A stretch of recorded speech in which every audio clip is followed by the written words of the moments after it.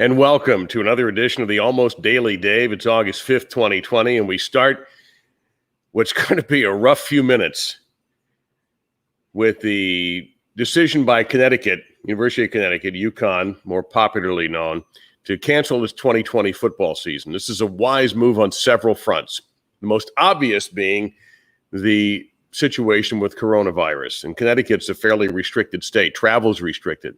Connecticut, as you may know, or perhaps you didn't know, is no longer in the American Conference for football. In fact, they're no longer in the American Conference for anything.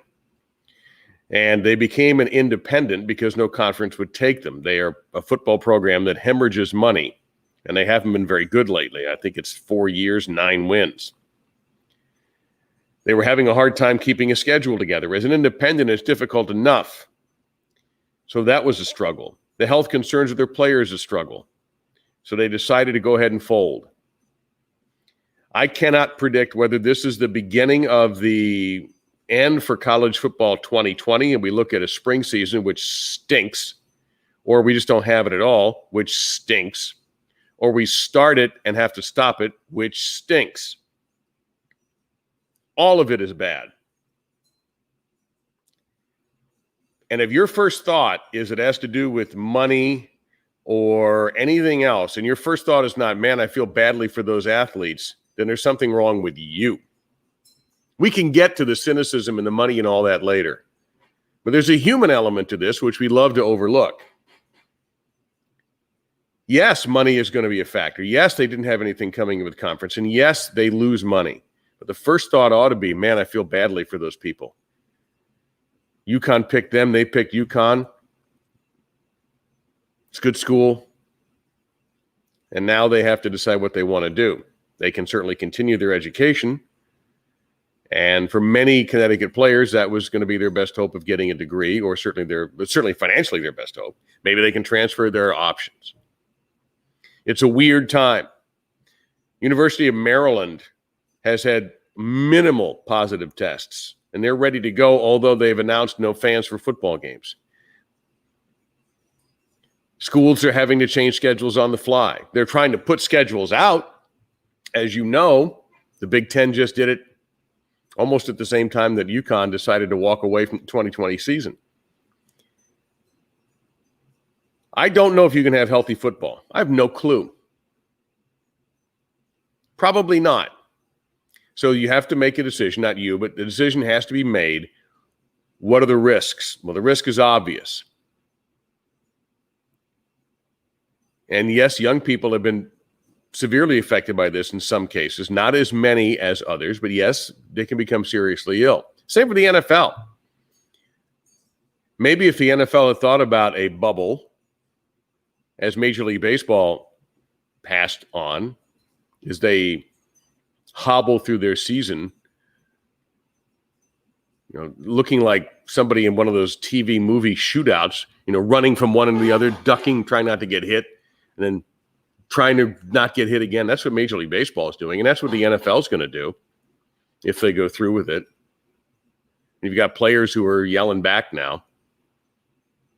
And for college football, it may be too late. Now, spring football stinks. You got logistical headaches. You're asking players to recover for a full season in 2021 too quickly.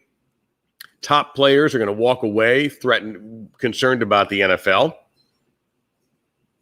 You've got 2 top Florida Gators players who are already announcing that they're getting a little wobbly about any 2020 football for them because they have NFL hopes.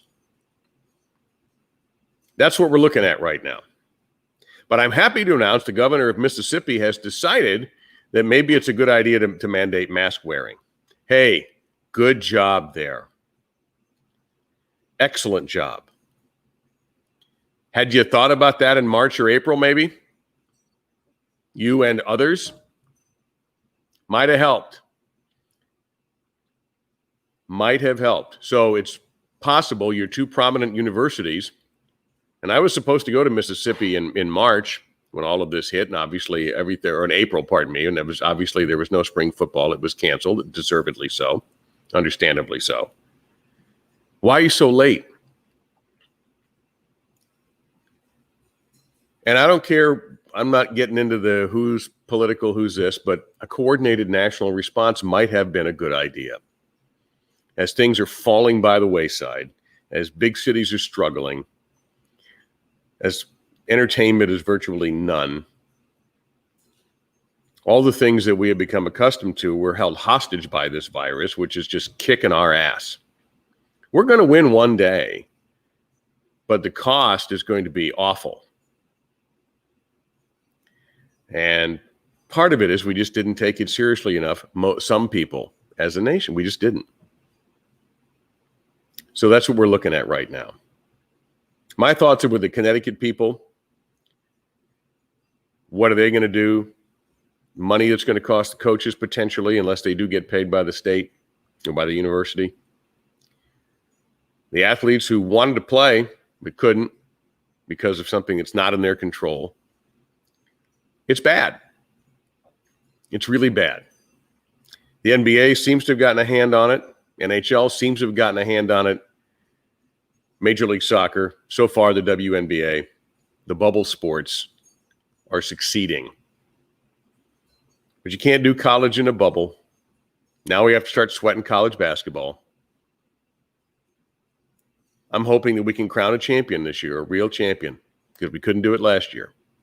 Well, actually this year, but last season. A lot to be unhappy about today, and I'm sorry for the tone, but I wouldn't be honest if I tried to put on a big old smiley face and tell you that everything's wonderful. That'd be a lie, and I'm not going to do that. Here's hoping to better times and more fun tomorrow, maybe a laugh or two. But for this edition of the Almost Daily Dave, I'm Dave Lamont. I'll see you tomorrow.